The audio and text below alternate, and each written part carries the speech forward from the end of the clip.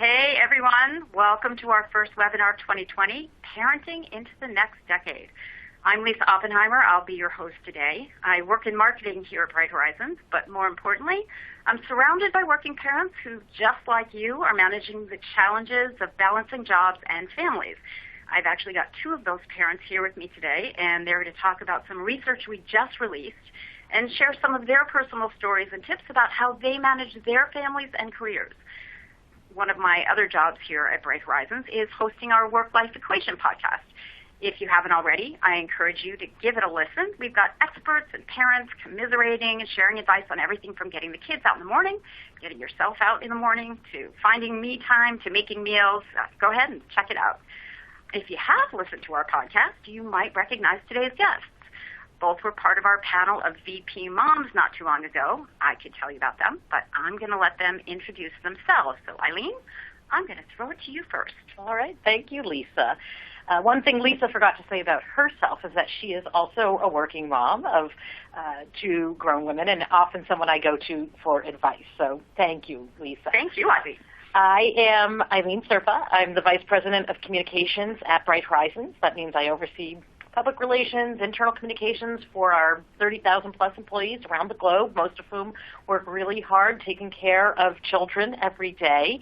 I am also a mom. I am a mom of two Bright Horizons graduates. I have a son who just turned 9 recently and a daughter who turned 13 today. So big milestone for me, mom of a teenager for the first time. So that's me. Okay, Jessie, you're up.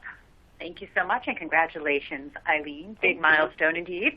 I'm Jessie Fine. I am Vice President of Brand, Content, and Creative here at Bright Horizons. I am the mother of 3 fabulous children. I had a long journey to parenthood, both literally and figuratively. My kids are all adopted from Guatemala, and they are 12, 14, and 17. I have one child with more conventional special needs, if there is such a thing, and one with some more unusual special needs, severe medical needs. So a lot of juggling and balancing going on in my household. Well, thank you both. Eileen, you know a lot about this research we've just done. Tell us a little bit about it and past, present, and future. All right. So in 2014, we endeavored at Bright Horizons to conduct some research into those things that are really at the crossroads of working parents making the most of their personal life and their work life. What were the struggles they were having? What were the difficulties? And really asking those parents themselves, both mothers and fathers, always of mothers and fathers of children under 18, where they are finding conflict, where they are finding good balance, and what the struggles are, and what their struggles are. And over the years, we've explored topics around burnout and stress, mental load. That's one that I personally resonate with a lot. Last year, we looked at the parenthood penalty that faces or that faces parents, or that they perceive faces them. And we also had one year where we looked at both employees and their managers and the differences in attitudes between them around what may be holding people back from growing and developing or being able to simply be happy and their full selves. So this year, being our 6th annual Modern Family Index, we decided to take a little bit of a trip down memory lane, or do a little bit of a retrospective and compare results from some of our past surveys, most particularly the first one that we did, where we found that a lot of people felt they couldn't be truthful in the workplace for fear that they would have repercussions in the workplace because of their family obligations. So they were feeling that they had to lie about things like leaving early to go take up a child, for instance, or that they needed to be home for a day because a child was homesick, and they felt they couldn't be honest about those things. So we took a step back and we looked at that data again to see if anything had changed or moved, but we also looked at some of the data around some of our other year's surveys too, including burnout and that sort of thing. And what we found was, to some people surprising, some people less surprising, but nonetheless, I think a little bit maybe depressing, which is that not a lot has changed, and in some cases things have even gotten worse in the last 5 years, in the intervening 5 years. And so we really wanted to make sure to highlight that, because even though I think we read in the news a lot about workplace cultures that can be progressive and some of the neat anecdotal things that are going on in some wonderful organizations, and that's terrific, when we really look at the whole population and we look at the entire workforce and people who work in a variety of industries and different kinds of employment situations, things aren't that great for working parents. And when people can't bring their whole selves to work, and by whole self that could be anything to do with their self and their identity, and in our case what we're looking at is their family situation, they probably can't be so productive. And employers need to be looking at that and to know about that, and their employees deserve to be heard, and we all need to see that voice. So you alluded to this a second ago, but I just want to emphasize for a second. We're talking about moms and dads here. Yes, absolutely. We always survey equal numbers, or roughly equal numbers, of men and women, and we really look at the data to look at comparisons and where there are similarities and differences between men and women, moms and dads. Okay. Well, so today, actually, we are going to talk, and thank you, Eileen. That was, I'm really looking forward to talking more about this. We are going to talk specifically about 3 data points from that study. We're going to talk about burnout. We're going to talk about how family worries are affecting you at the office. And we're going to talk about parents who say they feel pressured to be always on at work, and I'm guessing a lot of people find that very familiar. Before we get there, though, are we ready to go to the burnout slide? I think yes. Okay, so let's go right to that burnout slide now. Eileen, you mentioned a minute ago that I do have kids, and, a third of working parents are burned out most or all of the time. This has been around forever. It certainly was an issue when my kids were little, and they're grown now, so I feel like something's changed, though. How is burnout different? What's changed now from when my kids were little? Well, I think, I think there are different reasons that things may have changed and that people may be feeling more burnt out. I personally think that a lot of this is due to people's increasing expectations of people, the expectations that they have on themselves, expectations that they have to be perfect at work, that they have to be perfect parents all in the same time, that they're comparing themselves to others in ways that maybe they weren't 1, 2, 3, 4 decades ago. I think Jesse and I have talked about this a lot, but what you see about people's families on social media, on Facebook, on Instagram, you're seeing the perfect version of everyone, and therefore you believe that there are all these people out there living this perfect life, and you feel like you're not measuring up. And I think that leads to a sort of sense that yourself is not measuring up, and you therefore don't feel so good about your good achievements or the good things that are going on, and that's going to lead you to feel unsuccessful. I definitely agree with that. And the other thing is, of course, now there's an expectation that we're always on, and we can be always on, and there's some terrific things about that, and we'll talk about how that can help with flexibility and help you spend more hours perhaps with your children, getting home earlier, et cetera, that you couldn't before. But there is this expectation that you can be reached, therefore you ought to be reachable. And that causes burnout. There's no off time.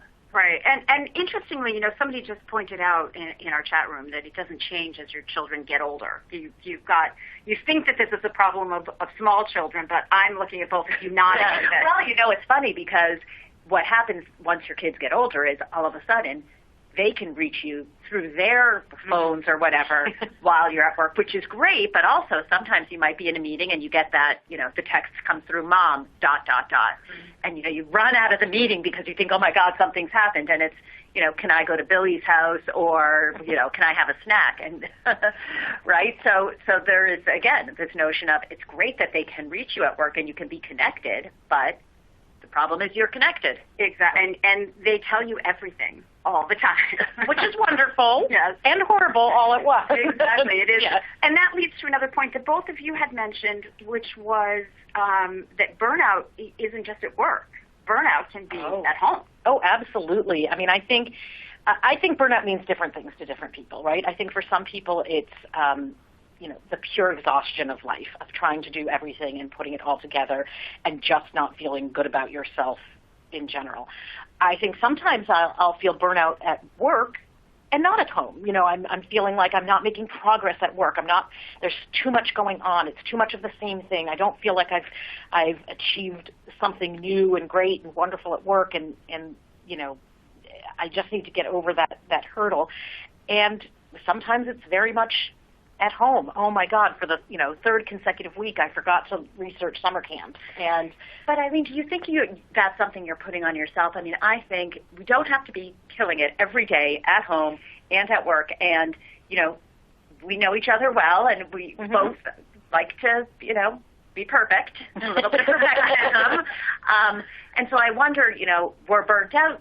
Are we burnt out because we have expectations of ourselves that are unrealistic? Oh, I think absolutely, and I think that there's simply no doubt about it. I think in general, I don't consider myself to be overly burnt out, but you have those moments and those times, those 3 days at work where things just weren't going right, and you just feel like you can't do anymore, and then you can maybe have a colleague you can vent to. Just for those of you who don't know, which you wouldn't, Jessie is that colleague for me that we feel like we can share with each other. So it's really nice to have a place where you can vent, and I think that helps a lot, and I think that helps in your personal life too. If there are friends, relatives, that may be your sister, it might be your sister-in-law, it may be a friend from high school who lives all the way across the country who you talk to but don't see, somebody who can appreciate the fact that you may have challenges and just wants to hear you. And, I've seen some of the comments going through in the chat and people saying that they're making transitions that are hard, and some of the people are saying it'll get easier. And just that's the kind of support, right? I've been there. I know. I can tell you it gets easier. So having those people in your life, it really does help. And I love just, again, seeing that conversation happening on the sidelines here. Absolutely. I know something else that you mentioned, though, in terms you have the support you get from each other. There's also the solace of some alone time. And, Jessie, I know you have a strategy for finding that every day. Well, I've got a pretty long commute, and I had two choices. I could resent the commute and, try to find shorter ways to go and get annoyed with traffic. And then I had a breakthrough, which is, wait a second. This is alone time. When else do I have an hour plus to myself? And now I kind of relish it. I mean, provided that it's not, pouring rain or icy or whatever, it's kind of great. And there's a lot that I can do for me. I know it sounds kind of weird because, yes, I am focusing on the road, but whether that's listening to I still call it a book on tape, but an audio book, God, my age, an audio book or a podcast or talking on the phone, hands-free, of course, or just kind of thinking things through or using the time to make that mental transition between work and home and vice versa during the commute and to get myself into the headspace of the next environment. Right. Yeah, and I can identify that with that for the opposite reason, because I actually don't have a very long commute. I live about 5 minutes from the office. I live about 5 minutes from either of my children's schools. And it occurred to me one day that I have about 5 minutes a day that I'm alone. I wake up with my family. I drop my son off at school, and the 5 minutes that it takes for me to drop him off and get to the office, I'm alone in my car. And then I'm with my colleagues, and I'm at work, and then I've got 5 minutes when I go to pick my son up from school. I'm never alone. My daughter, my 13-year-old daughter, has more alone time than I do because she goes home after school, does her homework, and has that time to relax. And that's a challenge for me. And I've recognized that, not having that commute time, for sure. The other side of it is, we're going to talk more about guilt later. Guilt comes up a lot. But we have people talking about giving their children their full attention. You're talking about not having a lot of time for yourself. You walk in the door and they need you. But again, this was a conversation that we had earlier, that needing you and being in the moment with your child doesn't mean necessarily hours and hours, or it doesn't mean the same thing every night. Is that true? Oh, yeah, absolutely. I think one of the things that's really helped me, and it's something that I learned from a gentleman named Jim Greenman, who has passed away, a big loss to the early education community. But I knew him through our work together at Bright Horizons, and he had written a book called Prime Times. And the point of Prime Times was that every interaction that you have with your child or with a child is a valuable and important interaction, and that you can get a lot of. And so I think that understanding that the moments of when they were babies, changing a diaper is valuable, interactive time, getting them dressed. Now that they're older, for me, it's, just going through the homework folder, not doing the homework with them, which, by the way, is something I really dislike. And I'm happy to offload to the after-school program. But just going through the homework folder, oh, look, you got a check plus today. That's terrific. Why? And what did you like about this? But not having to feel like every moment has to be a super deep interaction, that not every moment with your child, every conversation has to be about how we're going to save the world together or understanding some greater good. But just the normal, regular day-to-day stuff, do you want grilled cheese or a hot dog, can be meaningful if you think about it that way. And look, you're teaching your children something with every single interaction, whether you intend to or not. And so, you don't have to make an effort to make that time good time. It's all good time if you're feeling good about it. And if everyone's stressed, snuggling up for a little while is a really valuable interaction. Yeah, absolutely. I mean, it sounds cliche, but it's quality, not quantity, when it comes to the time. Okay, so we're going to work on banishing guilt. Burnout is a big issue, but we've got another one. So our next stat is that 42% of working parents are stressing about family while they're at work. Is this any surprise to either of you? Yes and no, I guess. I think it depends what you're stressed about when you're stressed about family at work. And Jesse, you had some insight into this about whether or not you're stressed about what your children are doing in that moment. Yeah, I mean, I think obviously, look, we all have stressors in our life, and moment to moment those stressors can change. If you are at work and you are stressed about what your children are doing during the time you're at work, it might be time to look for a different kind of solution, right? You need to be able to feel confident in the solution that you have for your children. And by the way, I would add to that the other edge of the spectrum, because I know a lot of people on this call are also probably caring for their aging parents as well, right? And I spent a lot of years right in between. And sometimes the stress for my aging parents was more, yeah, right? Because I knew, okay, I'm not with my kids right now, but I know they're in a center. I know they're fine, and it was the stress about my parents, right? So you're always going to find something to stress about. But let's see what we can control and what we can't control, right? And we can control sometimes the kind of environment our kids are in when we're at work, and if so, let's control that in such a way that we feel good about it. Right, and that's really important work. I mean, you talked about that yesterday. Yeah, I mean, I think that, first of all, I would say the caveat to that is give any new situation a little bit of time unless you are, imminently concerned for their safety, which, of course, you need to make a change for. But you give any situation time. Children and parents can have tough times with transitions, so you need to incorporate. But if you're not happy with what they're doing for whatever reason, that's something you do have to do something about, and you're probably the only one who can do that. But being stressed about normal kid stuff, normal marital stuff, normal caring for your parent stuff while you're at work, that is going to happen because you don't come to work and shed all of that and all of those responsibilities when you walk in the door. And so I think the question is, how do you deal with that? And I think there are different solutions for different people. I don't think there's one size fits all, and Jesse and I might even be a good example of people who do things in different ways. Some people like to have their compartments, right? And this is where they do their family stuff, this is where they do their work stuff, and they try not to integrate the two too much because it's too difficult. So they need to have some separation there. And other people really need to integrate them in order to be able to keep the wheels going. So I, for instance, am someone who I'll sit at my desk and I'll go from being on a conference call about a work thing to registering my daughter for the softball team to, going into my next meeting to, writing a paper, whatever it may be. I prefer that kind of integration because it enables me to get things off my plate and therefore no longer stress about them. But I know for certain that doesn't work for everyone, and some people prefer to find, their pockets and schedule that person. Right. I mean, and look, and in some kinds of work environments, that's not even at all possible, Absolutely. right? They, Absolutely. If you are providing health care, direct care, you can't be, or I'm married to a teacher. Guess what? He can't do during the day, make personal calls. Right. Right. And I think what stands out to me, though, is being able to be honest about these things. This comes back to the data from the study, is being able to be open about the fact that you have these challenges at all. Yeah, and I think that's huge. A lot of that burden is on employers to really understand that these stressors impact what's going on in their workplace. If people feel that they can't be honest about their they can't be honest about their family obligations while they're at work, well, now you've created an environment where you're fostering dishonesty.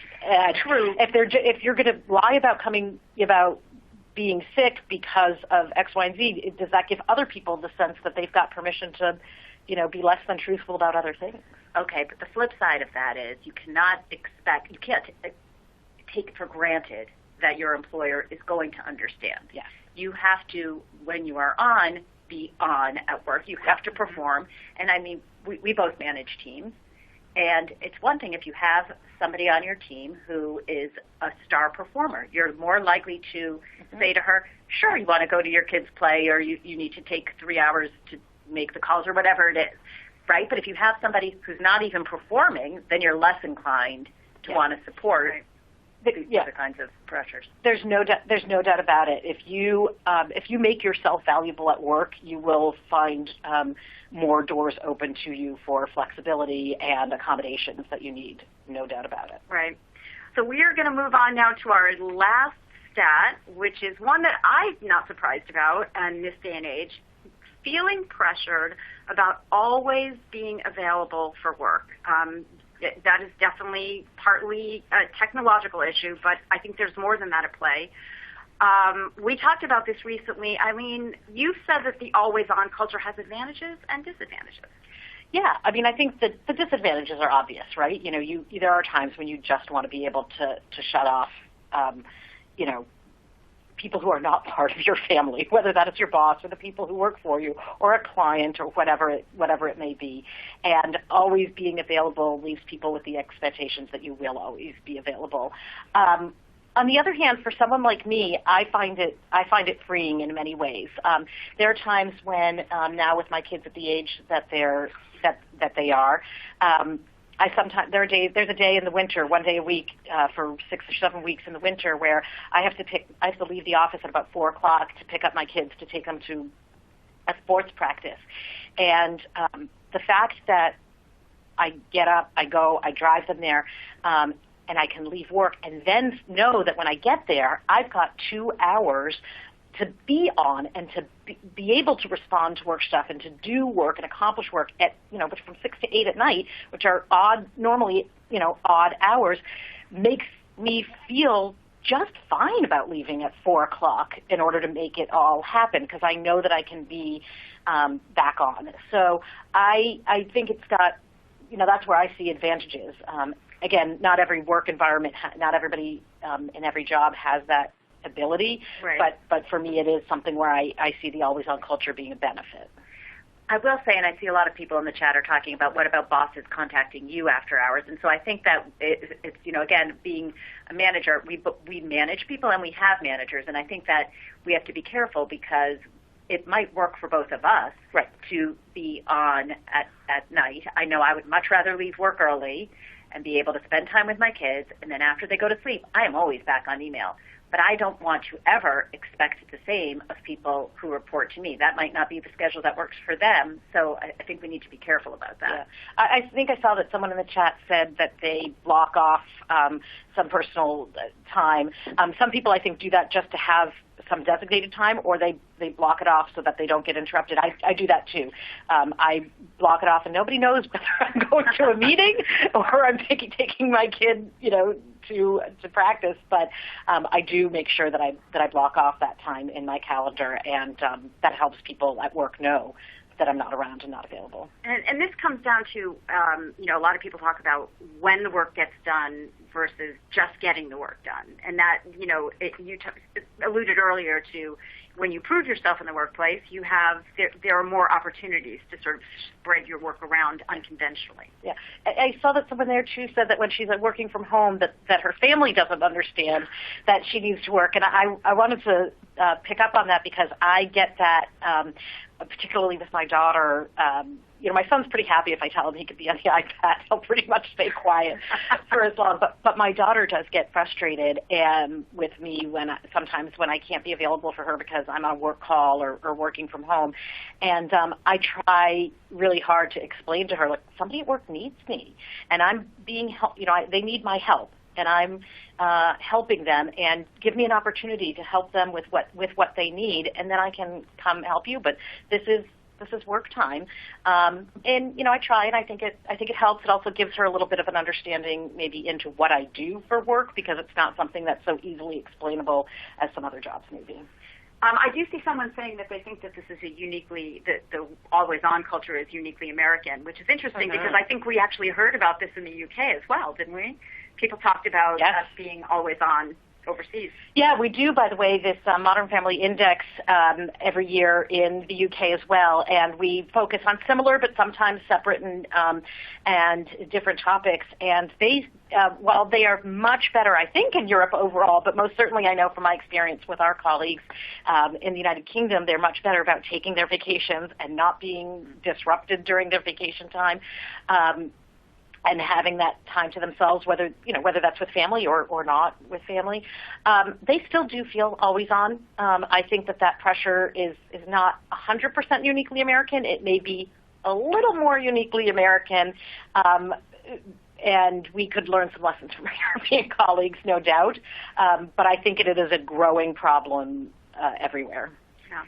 I wonder, though, if there is also a greater understanding in general that people, I think there's a bigger respect, and this is not based on research. This is based on my own research in my head and research just talking to myself about this. But it does seem like there is a bit more understanding that people live full lives, and maybe this goes in flies in the face of what we're talking about here with the research. But I'm looking at this person who says she was on a call here in the chat, and the child was knocking on the door, Mommy, I want you to peel a banana. And I suppose it depends on your workplace, but I could imagine being on the other end of that call and laughing and feeling like, I get you, and who knows? It surely depends on the workplace. I think that depends on the workplace. I also think we need to remember that in Europe, women's career advancement lags behind what it is in the United States.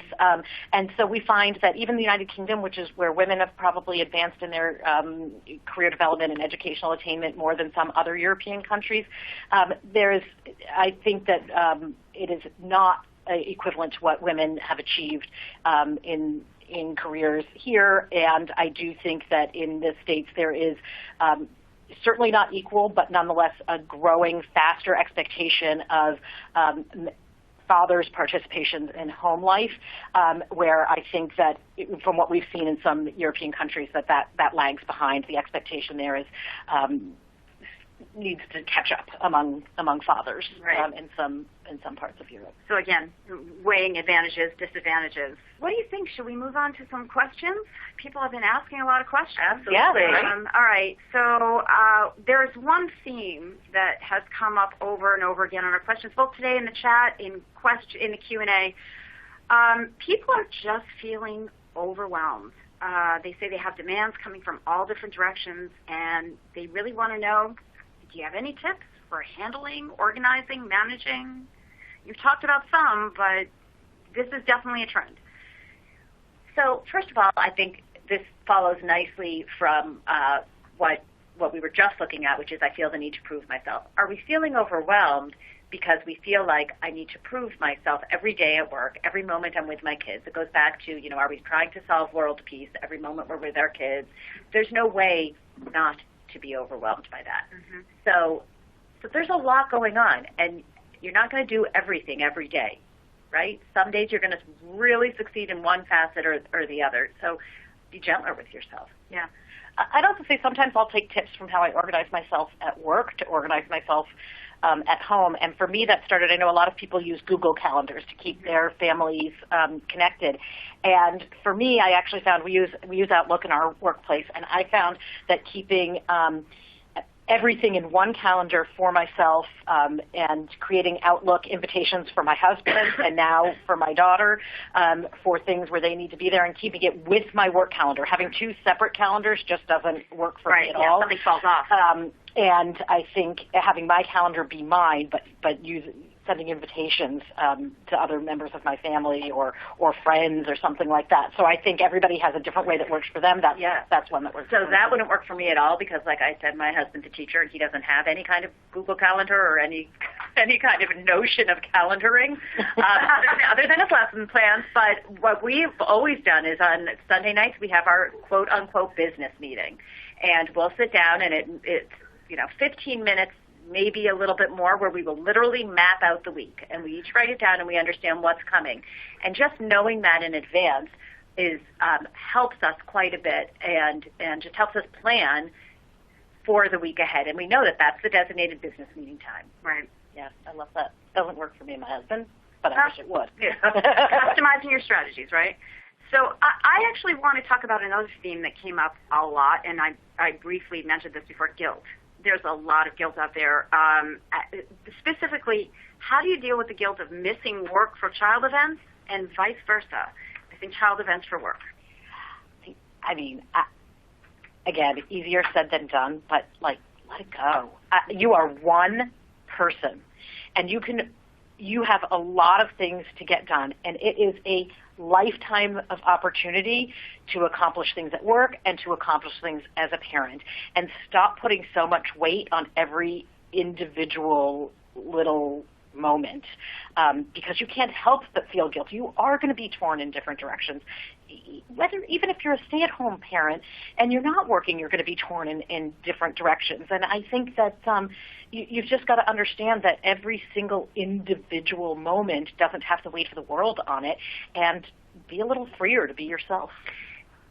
Excuse me. And I think that it also goes back to having those people who can be real with you on every facet of your life. We know we have just seen we're putting the pressure on ourselves. And I know I do that a lot at work.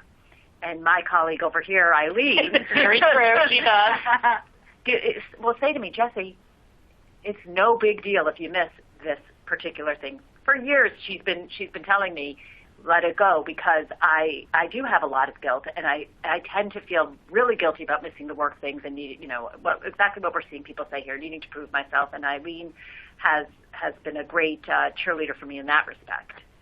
On the kids side, when they talk about missing kids events for work, I can speak to because my kids are grown, that I worried about every single one of those events that I missed. I remember all of them. They remember none of them. Yeah. It did not even make an impression. Very, very true point. So here's another interesting one. I'm so stressed in my fast-paced environment at work that it's hard not to show it at home. How do I manage it? You're both nodding. Yeah. Look, this is definitely one of my weak points when I am dealing with something stressful at work, but I'm at home and it's over email. That is definitely when I can tend to lose my patience with my kids, and I have to say those are probably my poorest moments.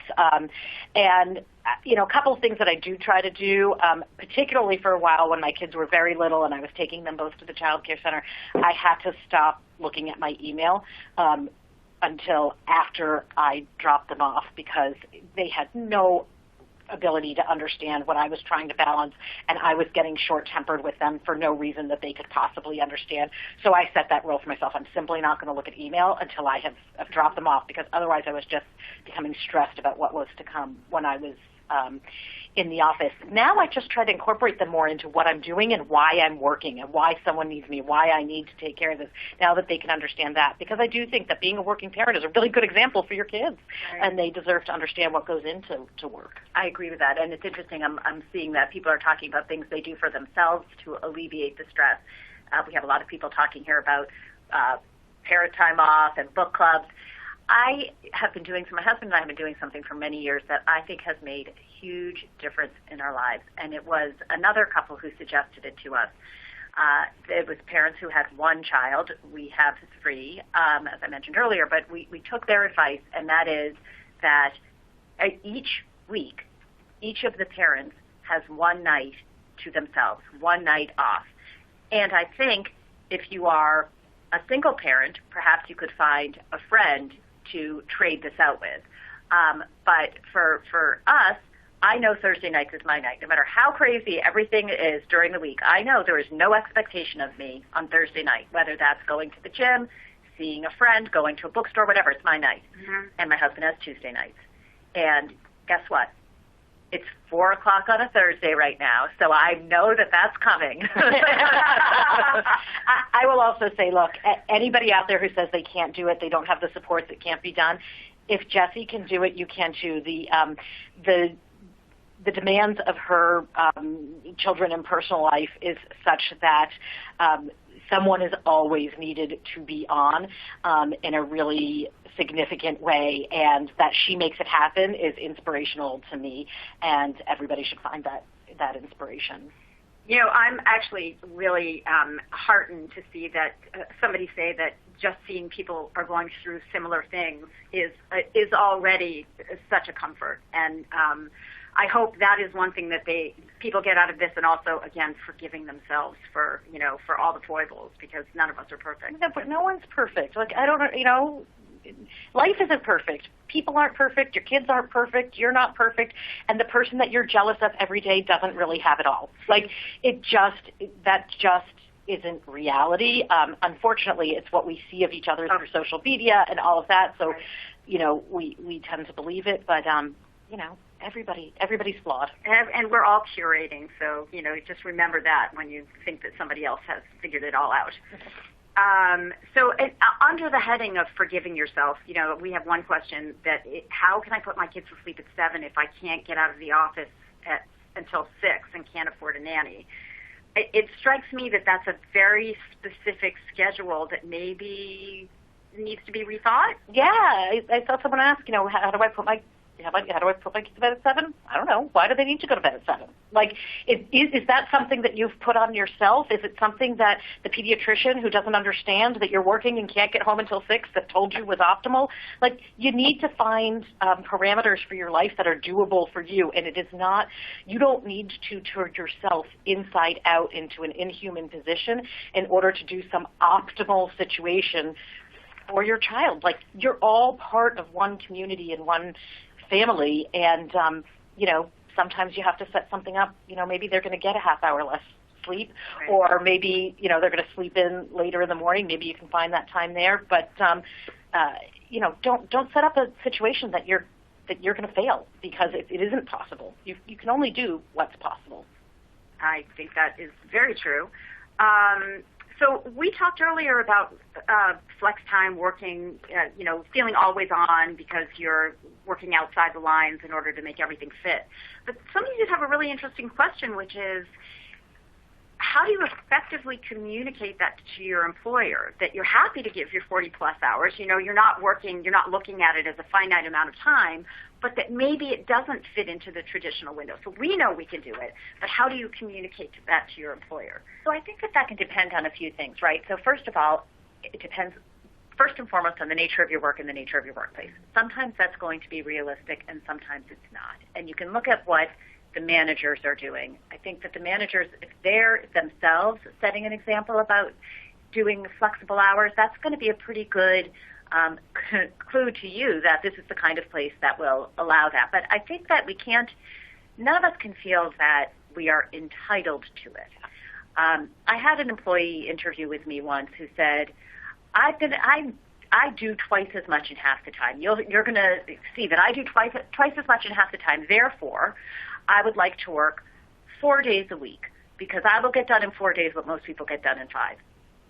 So I said, terrific. I'll look forward to seeing that. And after you've been working for me for 6 months, we can revisit this issue. Nobody's going to just believe you because you say that. Prove yourself. Right. And show them that it can be done. Right. Yep. Okay, so this has been great. I think what I would like to do is wrap up with what I would like to call the speed round. Sounds like a game show. And a lot of pressure that we're putting on ourselves.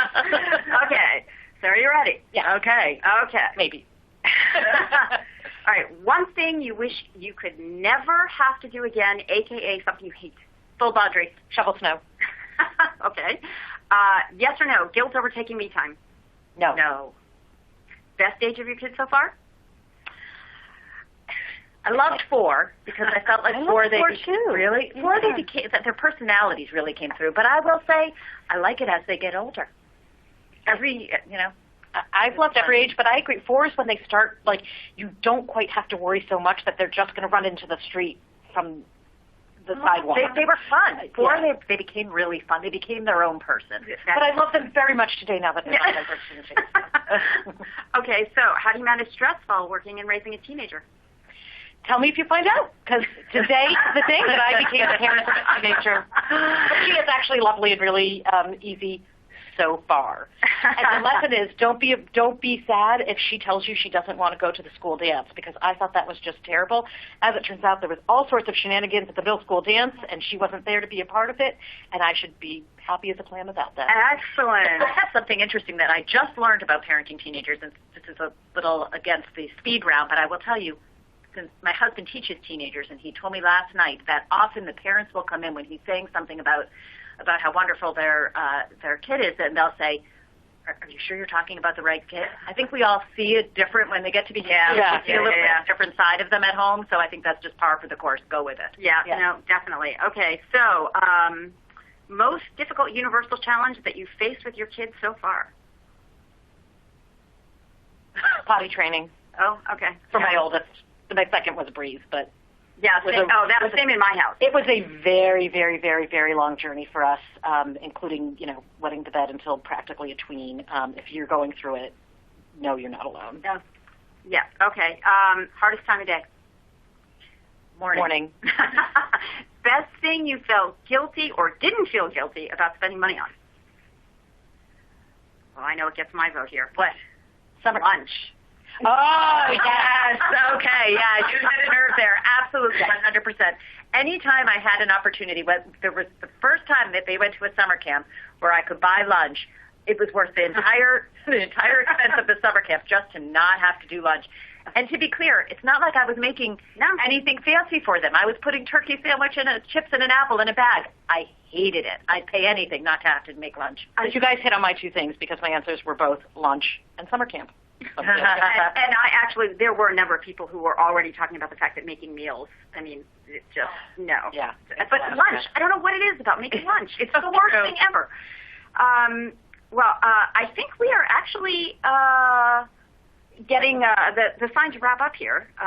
But before we go, I wanted to make sure you know that we have the Modern Family Index that you can actually access. Yes, you can. If you go to brighthorizons.com, go to the news section under About Us. You'll see a link to the news section, and you can see both a press release, which will give you a little bit of an overview of it. But if you go into the media gallery, you will be able to see the full report, and you can download it. You can actually download all 6 Modern Family Index reports since 2014. Excellent. Or 5. It could be that in the first year we weren't able to get that up. But 5 or 6 of them you'll be able to get, and certainly the one that we just published today. All right. Well, thank you. I think that pretty much covers it for us today. Jesse, Eileen, thank you. Thank you to all of you who joined us today. Make sure to check out our list of resources, including our blog, our Work-Life Equation podcast, and our newsletters. And if you have Bright Horizons benefits, make sure to check out your company portal for all the ways those benefits can help. Thanks very much for listening.